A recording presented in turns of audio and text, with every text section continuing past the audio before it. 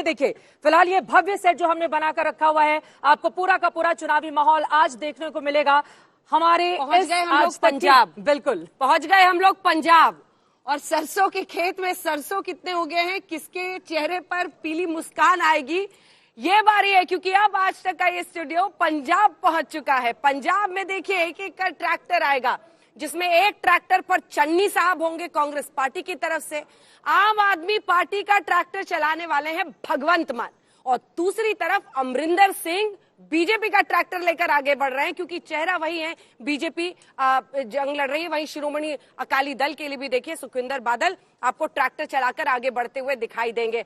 तो एक एक कर हम आपको गोवा, मणिपुर, उत्तराखंड, उत्तर प्रदेश के लिए सभी घबराए हुए, और खास तौर पर इंतजार पूरे देश का इस वक्त हो रहा है कि उत्तर प्रदेश के क्या नतीजे आएंगे। सबसे बड़ा राज्य 2024 के पहले इसे मिड टर्म रिपोर्ट मान लीजिए बीजेपी के लिए।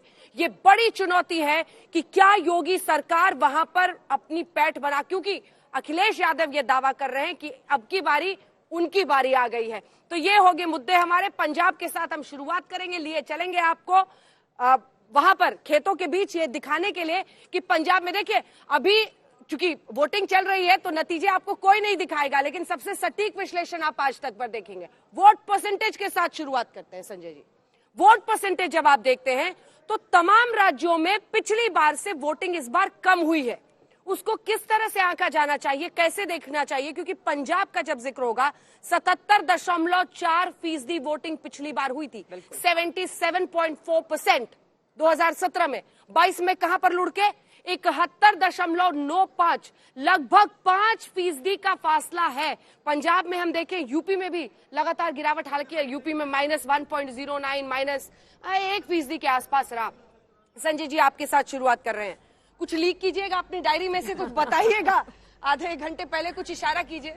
नहीं अंजना जी, आप वोटिंग टर्नआउट का बात कर रही हैं तो वोटिंग टर्नआउट एक बात का तो संकेत बहुत साफ दे रहे हैं कि वोटरों की उदासीनता रही है, कम से कम कुछ राज्यों में देखने को मिल रहा है। अगर उत्तराखंड की बात करें तो उत्तराखंड में तो टर्नआउट उतना ही रहा जितना 2017 में था।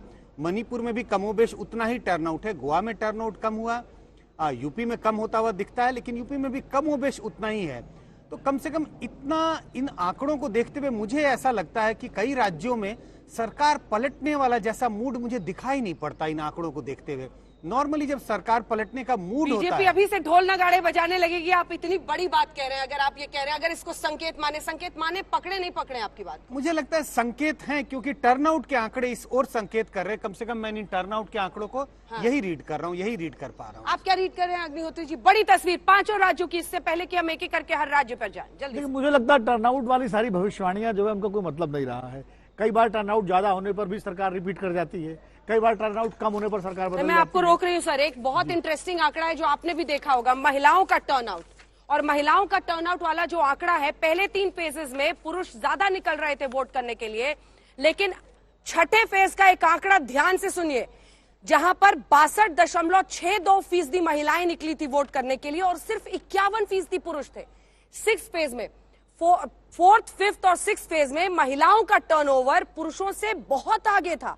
मतलब एक बार 5% आगे है और एक बार तो 10% के आसपास आगे है।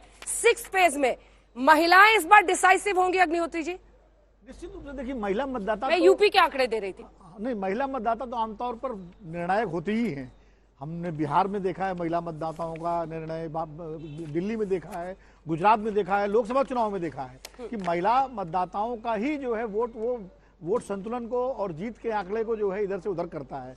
अब ये किस करवट बैठेगा ये तो अनुमान लगाना मेरे लिए संभव नहीं है इस वक्त, लेकिन निश्चित रूप से महिलाओं का जो प्रतिशत है, क्योंकि महिलाओं से जुड़े हुए 2-3 बड़े महत्वपूर्ण मुद्दे इस चुनाव में रहे। एक महिला सुरक्षा का मुद्दा जो बीजेपी उठा रही थी, और दूसरा राशन का मुद्दा, वो भी बीजेपी का मुद्दा था। लेकिन दूसरे अखिलेश ने भी 2-3 मुद्दे उठाए, जिसमें उन्होंने एक तो बेरोजगारी का मुद्दा उठाया, दूसरा जो है उन्होंने एक मुद्दा उठाया, ये क्या कहते हैं, महिलाओं को लेकर के जो वो था शिक्षा का मुद्दा उनकी बिल्कुल, बिल्कुल। हालांकि महिलाओं की बात करें तो उसमें बाजी मारने की कोशिश प्रियंका गांधी वाड्रा की ओर से भी की गई थी, लेकिन ऐसा क्या वो इसमें कामयाबी हासिल कर पाएंगे, ये अपने आप में बड़ा सवाल है। लेकिन जिस तरह का मूड निकलकर सामने आ रहा है, खासतौर से उत्तर प्रदेश में, वहां पर बीजेपी वर्सेस सपा की लड़ाई दिखाई दे रही है। एक तरफ बीजेपी एक बार फिर से 300 पार का नारा बुलंद करती हुई और बड़े आत्मविश्वास के साथ भरे हुए मुख्यमंत्री योगी आदित्यनाथ भी परसों से ही नजर आ रहे हैं। आत्मविश्वास के पीछे की क्या बड़ी वजह है, या फिर अखिलेश यादव जो दावा कर रहे हैं कि इस बार पलट जाएगी सरकार, क्या वो महत्वपूर्ण होगा? लेकिन विजय त्रिवेदी जी, सीधे आपके पास आते हुए, देखिए महिलाओं को लेकर राशन की बात हो गई, उनकी सुरक्षा व्यवस्था को लेकर एक और बड़ा कारण प्रधानमंत्री नरेंद्र मोदी जो पीएम आवास योजना के तहत महिलाओं को घर आवंटित किए गए हैं, 2.5 लाख और 1.5 लाख रुपए दिए गए हैं। क्या आपको लग रहा है कि उसका असर भी देखने को मिलेगा, या फिर अखिलेश यादव की ओर से जो दावा किया गया है बाजी वो मान ली जाएगी? विजय किसकी होनी है विजय त्रिवेदी जी? देखिए, महिलाओं के मामले में तो प्रधानमंत्री जी की जो योजनाओं का जिक्र किया, उसमें शौचालय को भी आप जोड़िए, उज्ज्वला योजना को भी जोड़िए, जो पिछली बार थी, उसका भी फायदा हुआ। और मोदी के चेहरे पे लड़ रहे हैं या योगी जी के चेहरे पे लड़ रहे हैं? राशन का भी जो मामला है, उस पर भी महत्वपूर्ण मुद्दा है जो महिलाओं के लिए है। लेकिन जो प्रियंका गांधी ने नैरेटिव सेट करने की कोशिश की थी, लड़की हूं लड़ सकती हूँ, वो कांग्रेस उस तरह से नैरेटिव सेट नहीं कर पाई। हालांकि उसका फर्क ये पड़ा, उसका असर ये पड़ा कि सभी पार्टियां उस एजेंडे को पुश करने पे लगी रहेगी। कोई स्कूटी दे रहा है, कोई 12वीं तक की पढ़ाई के लिए मुफ्त कर रहा है, कोई कॉलेज की पढ़ाई मुफ्त कर रहा है।